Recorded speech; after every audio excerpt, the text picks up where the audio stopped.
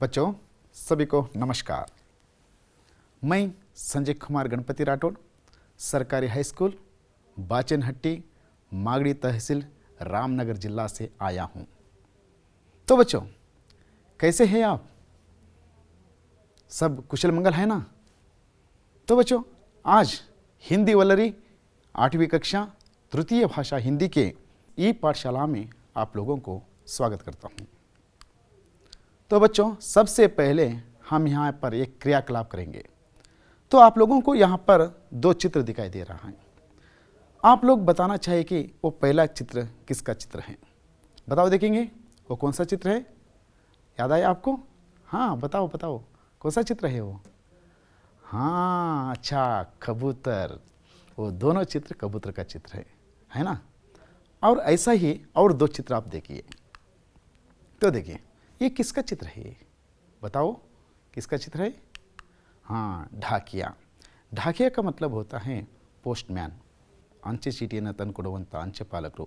और दूसरा चित्र यहाँ नीचे दिख रहा है कि आप उसे क्या कर रहे हैं, वो पत्र को एक लड़की को दे रहा है ना? और देखिए यहाँ पर एक टेलीग्राम करके लिखा हुआ है। ये क्या है टेलीग्राम? अच्छा तो देखो बच्चों, पहले राजा महाराजाओं ने कबूतर के द्वारा अपना संदेश भेज देते, और उसी प्रकार दूसरे चित्र में आप लोगों ने देखा यहाँ पर और एक चित्र देख रहे हैं। यहाँ पर ये क्या है? ये चित्र को देख रहे हैं यहाँ पर, ये ढाकिया है। ढाकिया क्या करता था, साइकिल द्वारा गांव-गांव जाकर वहाँ पत्र देता था। और ये पत्र देना का चित्र देख रहे हैं। यहाँ पर लिखा है टेलीग्राम, यहाँ पर लिखा है ना टेलीग्राम। ये टेलीग्राम क्या है आप लोगों को पता है? पहले क्या होता था, कुछ सूचनाएं या संदेश देना पड़ता तो हम किसके सहारे देते थे? इस टेलीग्राम के द्वारा। टेलीग्राम के द्वारा हम संदेश भेजा जाता था तुरंत के लिए। और देखिए यहाँ पर पोस्ट बॉक्स है। ये क्या है? Post box. जो पत्र लिखा जाता था, आप लोग क्या करते थे, उस पोस्ट बॉक्स में डालना पड़ता था। बाद में उसे ढाकिया आकर उसे निकाल कर ये किसके कहाँ पर लिखा गया है, किसका पता है, वहाँ भेजा जाता है। और उसके बाद देखिए ये इसे क्या कहते हैं?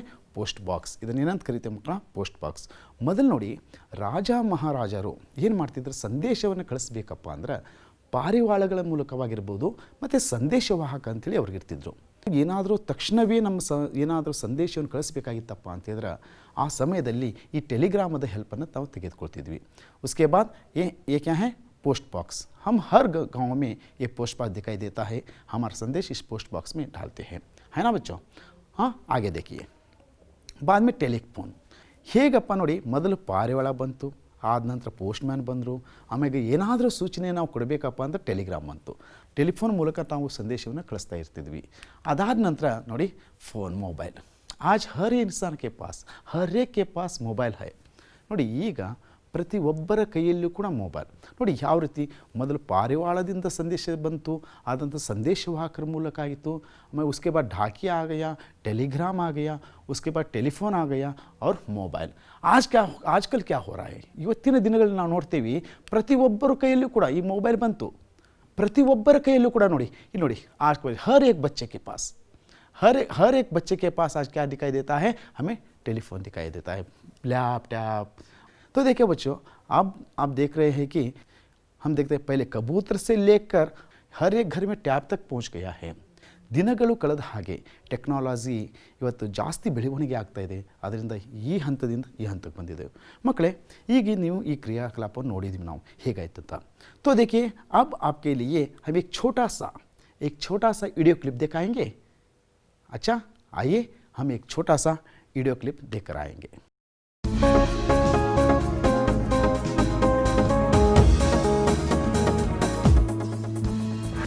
देखो देखो डाकिया आया, साइकिल पे झोला लटकाया, हाथ बहुत सी चिट्ठी पकड़े, खाकी रंग के पहने कपड़े। ट्रिंग ट्रिंग करके घंटी बजाई, सबके लिए है चिट्ठी आई, चिट्ठी बांटना उसकी शान, लेकर आए वह मुस्कान। देखो देखो डाकिया आया,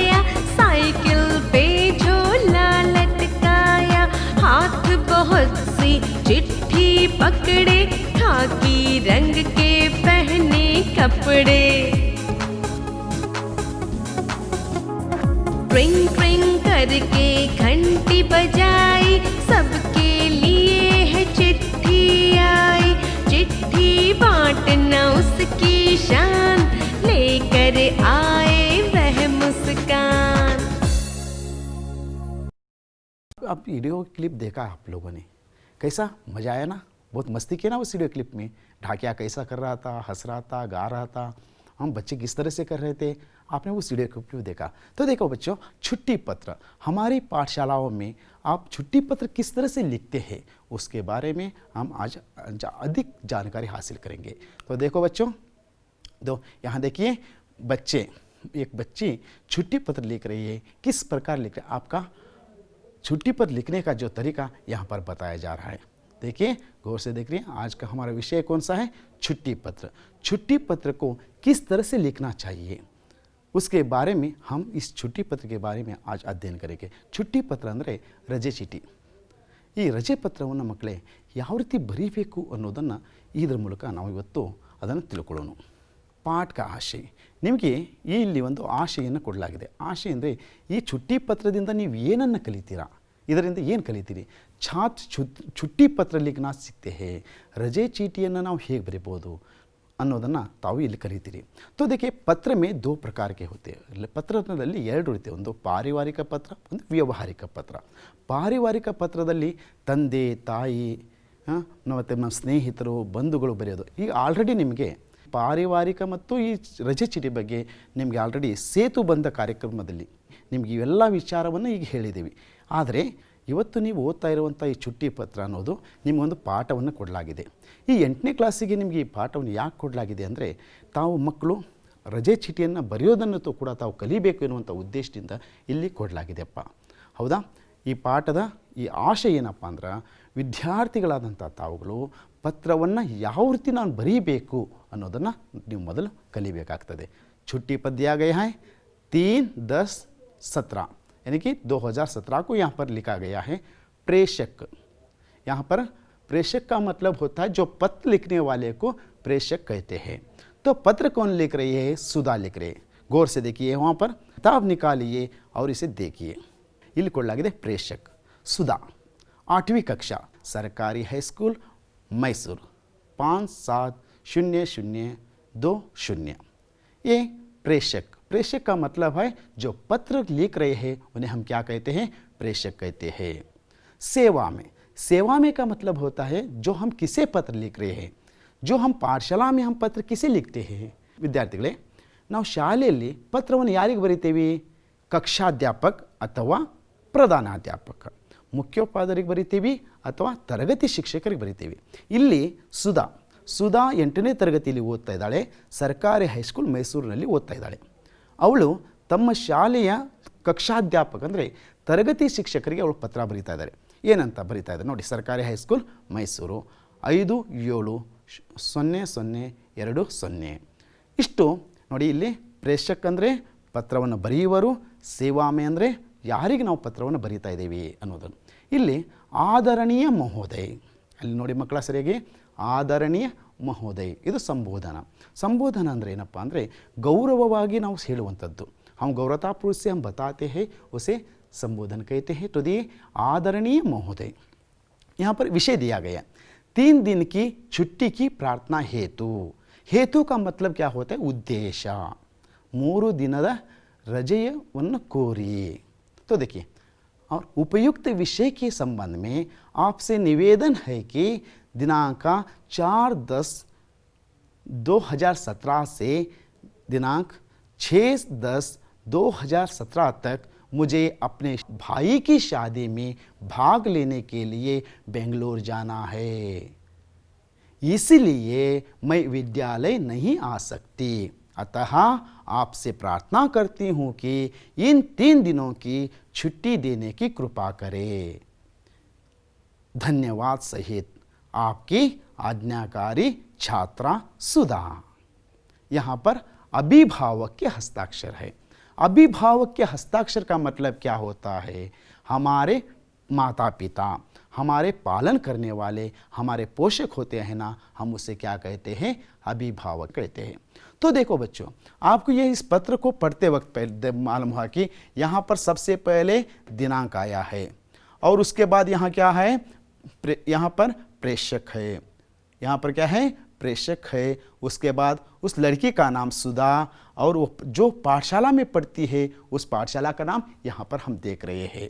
उसके बाद सेवा में, सेवा में का मतलब होता है टू एड्रेस, आप अंग्रेजी में टू कहते हैं ना, वो सेवा में होता है। उसके बाद आता है संबोधन, आदरणीय महोदय, इस तरह से लिखा जाता है। और यहाँ पर है विषय, किस विषय के बारे में, यानी कि विषय है 3 दिन की छुट्टी हेतु। हेतु का मतलब है उद्देश्य, हेतु का मतलब है उद्देश्य समझना चाहिए। ये पूरा ढांचा यहाँ पर हमने देखा। उसके बाद सधन्यवाद के बाद आखिर में हम आता है आपका आज्ञाकारी छात्र सुधा। अच्छा, आप लोगों को समझ में आया होगा कि सुधा पत्र लिख रही है मैसूर से। सुधा कहाँ से पत्र लिख रही है, मैसूर से पत्र लिखे है। किसे, अपने कक्षा अध्यापक को लिख रही है। किसके लिए लिख रही है, अपने भाई की शादी में जाने के लिए। कितने दिन की छुट्टी मांग रही है, 3 दिन की छुट्ಟಿ मांग रही है। ನೋಡಿ ವಿದ್ಯಾರ್ಥಿಗಳೇ, ರಜೆ ಚೀಟಿಯನ್ನು ತುಂಬ ಈಸಿಯಾಗಿ ಸರಳವಾಗಿ ಬರೀಬಹುದು. ಮೊದಲಿಗೆ ನಾವು ದಿನಾಂಕವನ್ನು ಬರಿತೀವಿ, ಆದ ನಂತರ ಪತ್ರವನ್ನು ಬರಿತಾ ಇರೋರು, ಹೌದಾ, ಪತ್ರವನ್ನು ಇಂದ ಅಂತ ನಾವು ಕರಿತೀವಿ. ಯಾರು ಪತ್ರವನ್ನು ಬರೀತವೆ ಇಂದ ಅಂತ ಹೇಳ್ತೀವಿ. ಅದಾದ ನಂತರ ಇಲ್ಲಿ ಸೇವಾಮೆ ಅಂದರೆ ಏನಪ್ಪ ಅಂತ ಹೇಳಿದ್ರೆ ಟು ಅಡ್ರೆಸ್ಗೆ ಯಾರಿಗೆ ನಾವು ಬರೀತಾ ಇದ್ದೀವಿ.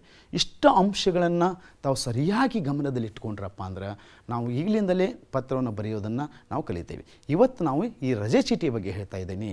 ನಿಮಗೆ ಪಾರಿವಾರಿಕ ಪತ್ರದ ಬಗ್ಗೆ ಅಂದರೆ ತಂದೆ, ತಾಯಿ, ಸ್ನೇಹಿತರು, ಗೆಳೆಯರು ಇವರಿಗೆ ಆಲ್ರೆಡಿ ಬರೆಯುವಂಥ ಪತ್ರವನ್ನು ನಿಮಗೆ ಆಲ್ರೆಡಿ ನಾವು ಯಾವಾಗ ತಿಳಿಸಿದ್ದೇವೆ, ಸೇತು ಬಂದ ಕಾರ್ಯಕ್ರಮದಲ್ಲಿ ನೀವೆಲ್ಲವನ್ನು ಇದೆಲ್ಲ ತಿಳ್ಕೊಂಡಿದ್ದೀರ ಮಕ್ಕಳೇ. ಮುಂದೆ ನೋಡಿ, ಈಗ छुट्टी पत्र ಈಗ ನಾನು ಆವಾಗ ನಿಮ್ಮ पुस्तकದಲ್ಲಿರುವಂಥ अंशवन्ने ನಾನು ಈಗ ನಿಮಗೆ ಓದಿ ಹೇಳಿದೆ. जो आपकी किताब में जो थी उसे ही मैंने पढ़कर सुनाया.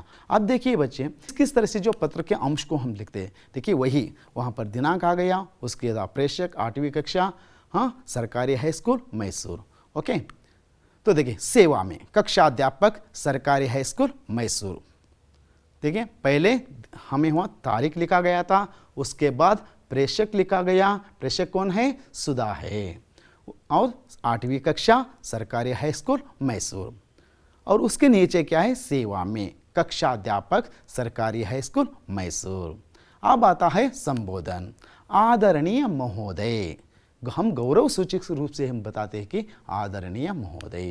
उसके बाद देखिए विषय, क्या विषय है, 3 दिन की छुट्टी की प्रार्थना हेतु. और उसका कलेवर देखिए, उपयुक्त विषय के संबंध में आपसे निवेदन है कि वहीं पर वैसा ही ये सब अंश है, आप इसे अच्छी तरह से गौर से देखिएगा. सधन्यवाद सहित आपकी आज्ञाकारी छात्रा सुधा. यहाँ पर अभिभावक के हस्ताक्षर. समझ में आया बच्चों, पत्र लेखन किस तरह से लिखा जाता है. अब मैं इस पाठ में आए हुए कुछ नए शब्दों के बारे में, नए शब्दों का अर्थ के बारे में आपके सामने बताना चाहता हूँ. तो देखिए, पहला प्रेषक. प्रेषक का मतलब होता है भेजने वाला. जो पत्र भेजता है ना, उसे हम क्या कहते हैं, प्रेषक कहते हैं. अच्छा, और उसके बाद देखिए आदरणीय. ये आदरणीय शब्द किसके लिए के इस्तेमाल किया जाता है, गौरव सूचित करने के लिए, या सम्मान के योग्य होते हैं ना, उसे हम क्या कहते हैं, आदरणीय कहते हैं. और उपयुक्त. उपयुक्त, आप पत्र लिखते समय उपयुक्त विषय के अनुसार इस तरह से कहते हैं ना. उपयुक्त का मतलब होता है ऊपर कहा गया या ऊपर लिखा गया. और निवेदन. निवेदन का मतलब होता है मैं निवेदन करता हूँ कि, या मैं प्रार्थना करता हूँ कि. निवेदन का मतलब होता है प्रार्थना करना. बच्चों, शादी. शादी का मतलब क्या है, विवाह. और कृपा. कृपा करके मुझे छुट्टी दीजिए, यानी कि दया करके, इस तरह से बताना. और अभिभावक. अभिभावक किसे कहते हैं, जो हमें देखभाल करने वाला, हमारी रक्षा जो करते हैं, हमें पालन पोषण कौन करते हैं, उन्हें हम क्या कहते हैं, अभिभावक कहते हैं. बच्चों, आपको इस पाठ में आए हुए नए शब्दों को अब बहुत अच्छी तरह से आप लोगों ने समझा है. तो आओ बच्चे, आगे के अंश को हम देखेंगे. बच्चों, छुट्टी पत्र के प्रमुख अंश. ವಿದ್ಯಾರ್ಥಿಗಳೇ, ಈ ವಿಚಾರವನ್ನು ಬಹಳ ಗಮನವಿಟ್ಟು ಕೇಳಿ, ಗಮನವಿಟ್ಟು ತಾವು ನೋಡಬೇಕು ಇದನ್ನು, ಈ ಅಂಶವನ್ನು. ಯಾಕಂದರೆ ಚುಟ್ಟಿ ಪತ್ರಿಕೆ ಪ್ರಮುಖ ಅಂಶ, ರಜೆ ಚೀಟಿಯ ಪ್ರಮುಖವಾದಂಥ ಅಂಶವನ್ನು ಬಹಳ ಗಮನವಿಟ್ಟು ಕೇಳಿ ಅಲ್ಲಿ ನೋಡಿ. ಮೊದಲನೇ ಹಂತ ನೋಡಿಯಪ್ಪ, ಮೊದಲನೇ ಹಂತ ಇಲ್ಲಿ ಏನು ಕೊಟ್ಟಿದ್ದೆ ನಾವು, ದಿನಾಂಕ ಇದೆ, ಇಲ್ಲೇನಿದೆ ಕಾಣ್ತಾ ಇದೆ.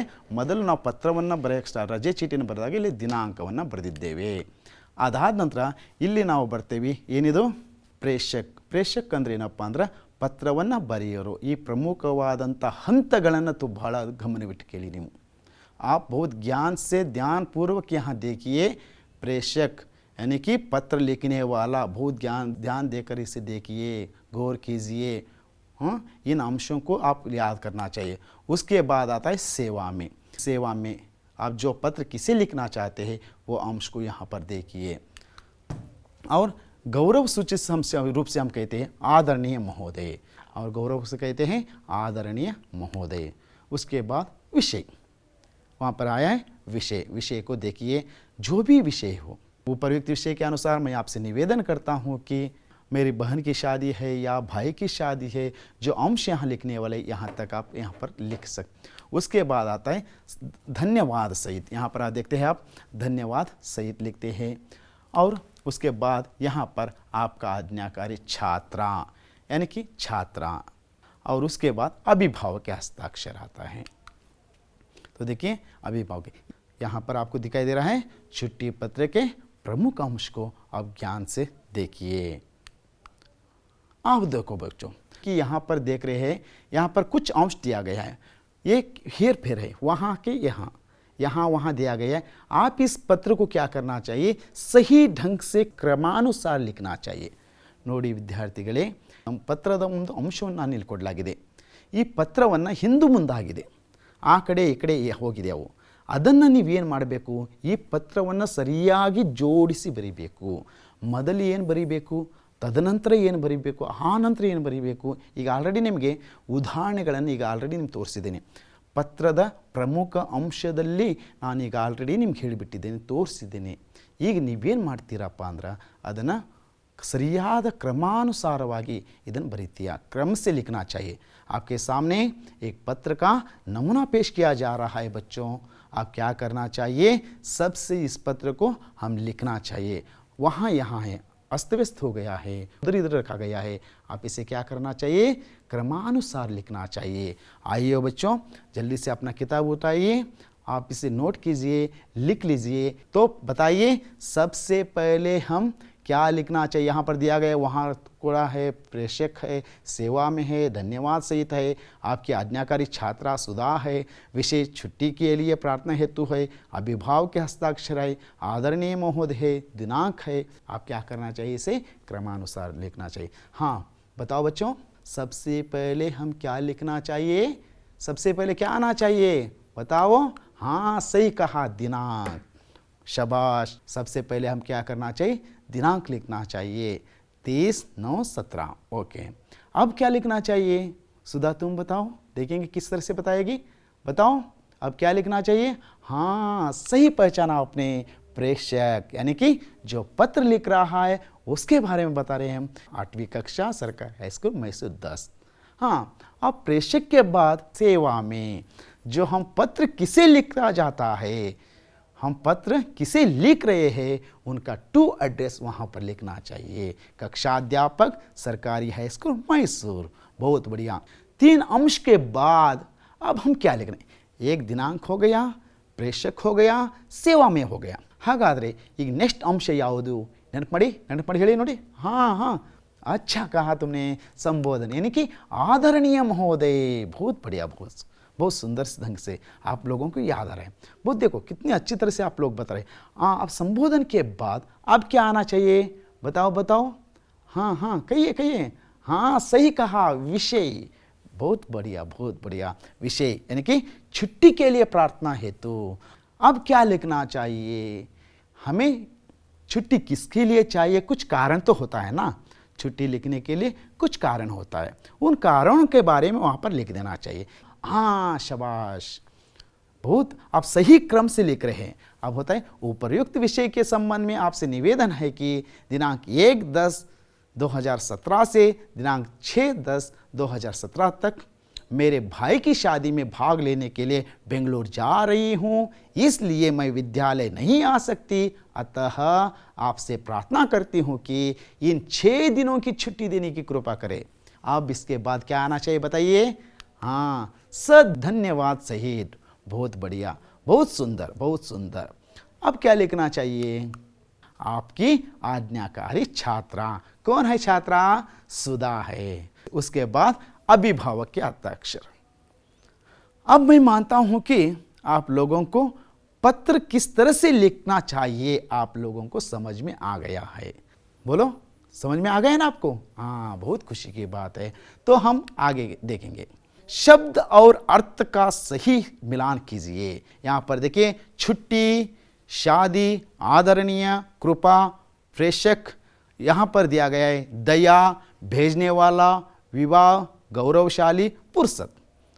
आप इसे क्या करना चाहिए? इन शब्दों को मिलान कीजिए। जल्दी से नोटबुक लीजिए, इसे लिख लीजिए। आप क्या करना चाहिए? इसे मिलान करना चाहिए। ವಿದ್ಯಾರ್ಥಿಗಳೇ, ಇದನ್ನು ಹೊಂದಿಸಿ ಬರೆಯಬೇಕು, ಹೌದಾ? छुट्टी, इसके लिए सही उत्तर क्या है बताइए?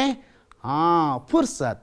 बहुत बढ़िया। शादी के लिए विवाह, आदरणीय, गौरवशाली, कृपा के लिए दया, प्रेषक के लिए भेजने वाला। बहुत सुंदर, बहुत सुंदर।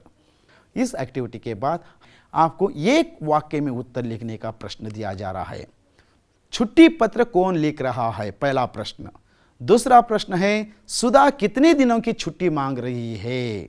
तीसरा प्रश्न है, सुधा छुट्टी क्यों मांग रही है? तो देखिए, छुट्टी पत्र कौन लिख रहा है? अच्छा, सुधा छुट्टी पत्र लिख रही है। सुधा कितने दिनों की छुट्टी मांग रही है? सुधा 3 दिन की छुट्टी मांग रही है। सुधा छुट्टी क्यों मांग रही है? सुधा अपने भाई की शादी में भाग लेने के लिए छुट्टी मांग रही है ना बच्चों? आप देखिए, नमूने के अनुसार शब्द बदलिए। यहाँ पर कुछ नमूना दिया गया है, उस नमूने के अनुसार आप क्या करना चाहिए? शब्द बदलना चाहिए। यहाँ पर देखिए, महोदय, महोदया, यानी कि आदर के साथ हम गौरव से हम कहते हैं महोदय, महोदया। इस नमूने के अनुसार जो इस यहाँ पर किस तरह से बताया गया है, उसी नमूने के अनुसार आप लोग यहाँ पर उत्तर को लिखना चाहिए। तो देखिए, सदस्य और प्राचार्य और छात्र और शिष्य। यहाँ पर आपको महोदय, महोदया, सदस्य, प्राचार्य, छात्र, शिष्य। अब बताइए, आप सदस्य के लिए क्या कहेंगे? आप वहाँ देखिए, महोदय, महोदया, सदस्य, सदस्या। बहुत बढ़िया। प्राचार्य, प्राचार्या। अच्छा, छात्र, छात्रा, ಶಿಷ್ಯ, ಶಿಷ್ಯ, है ना? ಮಕ್ಕಳೇ, ಇದನ್ನು ನೋಟ್ ಮಾಡಿಕೊಡ್ರಿ, ಬರ್ಕೊಡ್ರಿ, ಮುಂದಿನ ಪ್ರಶ್ನೆಗೆ ಹೋಗುವ। ನಮೂನೆ के अनुसार वाक्य बदलिए। ಇಲ್ಲಿ ಒಂದು ಉದಾಹರಣೆ ಕೊಡಲಾಗಿದೆ ನಿಮಗೆ ನೋಡಿ। ಮೈ ಬೆಂಗಳೂರು ಜಾ ರಹಾ ಹೂँ।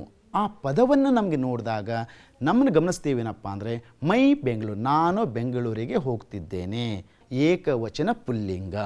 ಇದು ನೋಡಿ, ಮೈ ಬೆಂಗಳೂರು ಜಾ ರಹಿ ಹೂँ, ನಾನು ಬೆಂಗಳೂರಿಗೆ ಹೋಗುತ್ತಿದ್ದೇನೆ ಅಂದರೆ ಇಲ್ಲಿ ಏಕವಚನ ಶ್ರೀಲಿಂಗ। जा रही हूँ श्रीलिंग, जा रहा हूँ पुल्लिंग के लिए, है ना बच्चों?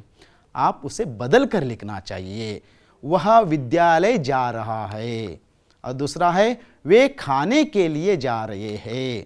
आप बाजार जा रहे हैं। ನೋಡಿ, ಒಂದೇ ಪ್ರಶ್ನೆ ನೋಡಿ, वह विद्यालय जा रहा है, वह विद्यालय जा रहा है, एकवचन पुल्लिंग। और उसके लिए उत्तर क्या होता है बताइए आप? हाँ, बताइए, वह विद्यालय जा रही है। बहुत बढ़िया। अब देखिए, यहाँ पर बहुवचन, बहुवचन पुल्लिंग के लिए वे खाने के लिए जा रहे हैं। बहुवचन स्त्रीलिंग क्या होगा? वे खाने के लिए जा रही हैं। आप बाजार जा रहे हैं, उसके लिए क्या होगा? आप बाजार जा रही हैं। आप बाजार जा रहे हैं, आप बाजार जा रहे हैं। तो देखिए, यहाँ गौरव सूचक यहाँ पुल्लिंग और वहाँ पर गौरव सूचक श्रीलिंग पद को देखते हैं। कैसा लगा बच्चों आपको? एक गृह कार्य, माता पिता के साथ यात्रा पर जाने के लिए 5 दिनों की छुट्टी की प्रार्थना करते हुए छुट्ಟಿ ಪತ್ರ लिखिए. ನೋಡಿ, ನಿಮ್ಮ ವಿಷಯ ಶಿಕ್ಷಕರಿಗೆ ಈ ಒಂದು ಪತ್ರವನ್ನು ಬರೆದು ತಾವು ಕೊಡಬೇಕು. ಸೇತು ಬಂದ ತರಗತಿಯಲ್ಲಿ ನಿಮಗೆ ಪಾರಿವಾರಿಕ ಪತ್ರದ ಬಗ್ಗೆಯೂ ಕೂಡ ನಾವು ಮಾಹಿತಿಯನ್ನು ಕೊಟ್ಟಿದ್ದೇವೆ.